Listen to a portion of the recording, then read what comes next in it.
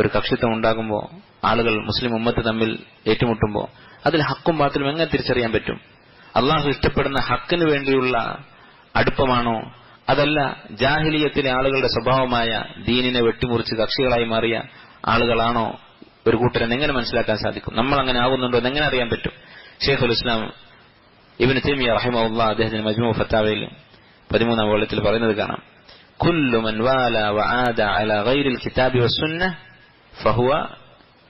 ഫഹും ഹിസ്ബു ളലാല.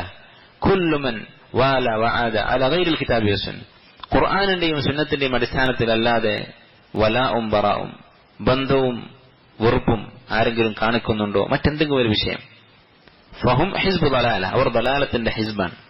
അല്ലാഹു തആല പറഞ്ഞ വലാ തകൂനു കല്ലദീന തഫറഖു എന്ന് പറഞ്ഞ ആ കൂട്ടരിൽപ്പെട്ടവനാണ്. മറ്റു എന്തെങ്കിലും ഒരു വിഷയത്തിന്റെ പേരിലാണ് ഭിന്നിപ്പെങ്കിൽ, മറ്റെന്തെങ്കിലും ഒരു ആദർശം ഒരാൾ ഉണ്ടാക്കി, അല്ലെങ്കിൽ ഒരു വ്യക്തിയെ ഇമാമാക്കി മാറ്റി, അയാളോട് യോജിക്കുന്നവരൊക്കെ നമ്മുടെ സുഹൃത്ത്, അയാളോട് എന്തെങ്കിലും വിരോധമുള്ളവർ, ഇനി വിരോധം വേണ്ട, ആ വ്യക്തിയെ നമ്മൾ ബഹുമാനിക്കുന്ന അത്രയും ബഹുമാനിക്കുന്നില്ല, അതിന്റെ പേരിൽ മാത്രം വെറുപ്പ്, അല്ലെങ്കിൽ നമ്മൾ സങ്കല്പിച്ചുണ്ടാക്കിയ എന്തെങ്കിലും ഒരു ആദർശം, ഒരു മസ്അല, അല്ലെങ്കിൽ അഭിപ്രായ വ്യത്യാസമുള്ള ഇഖ്തിലാഫിന് സാധ്യതയുള്ള ഒരു മസ്അല, ആ മസ്അലയിൽ നമ്മോട് യോജിച്ചാൽ നമ്മുടെ സുഹൃത്ത്, അതിൽ നമ്മോട് യോജിച്ചാൽ നമ്മുടെ ശത്രു. ഇങ്ങനെ ഖുർആനും സുന്നത്തുമല്ലാത്ത എന്തെങ്കിലും ഒരു കാര്യത്തിന്റെ പേരിൽ, ഖുർആനിലും സുന്നത്തിലും അള്ളാഹു വ്യക്തമാക്കിയ, റസൂൽ വ്യക്തമാക്കിയ ഒരു അസ്ലിന്റെ പേരിൽ, ഒരു അടിസ്ഥാന തത്വത്തിന്റെ പേരിൽ അല്ലാതെ അടുക്കുകയും വെറുക്കുകയും ചെയ്യുന്നുണ്ടോ, ബന്ധം ചേർക്കുകയും ബന്ധങ്ങൾ മുറിക്കുകയും ചെയ്യുന്നുണ്ടോ, ഫഹും ഹിസ്ബു ളലാല, അവർ ദലാലത്തിന്റെ കക്ഷിയാണ്, സംശയമില്ല.